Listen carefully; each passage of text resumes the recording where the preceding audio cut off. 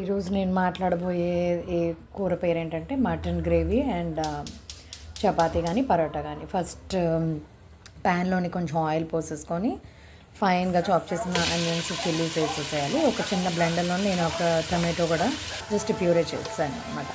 So ఈ ఉల్లిపాయలు కొంచెం సగ్గంగానే మనం జింజర్ గార్లిక్ పేస్ట్ అల్లం వెల్లుల్లిపాయ ముద్ద వేసేసుకోవాలన్నమాట. ఈ పక్కన తగ్గుతూ ఉండగా నేను ముందర ఏం చేశానంటే మటన్ని క్లీన్ చేసేసి కుక్కర్లోని హోల్ గరం మసాలా వేసి దాన్ని మంచిగా బాయిల్ చేశాను. ఇదిగో చూసారా, ఇప్పుడు కుక్కర్లోంచి నేను అది మటన్ బాయిల్ అయింది. అట్లీస్ట్ ఒక 5-6 విజిల్స్ రానిచ్చాను. అందులో ఉన్న ఫ్యాట్ వాటర్ అంతా కూడా బయటికి ఎలా వచ్చిందో చూసారా.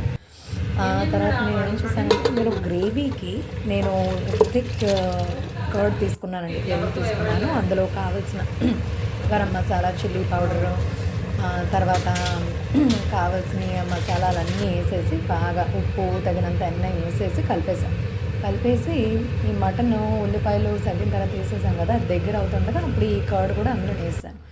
మటన్ ఎప్పుడు సిమ్లోని పెట్టి కుక్ చేయాలి. చూసారా, దాని ఫ్యాట్ అంతా రిలీజ్ అయ్యి ఎలా కనిపిస్తుందో. స్లో కుక్ చేస్తే ఎక్సలెంట్గా కుక్ అవుతుంది అనమాట.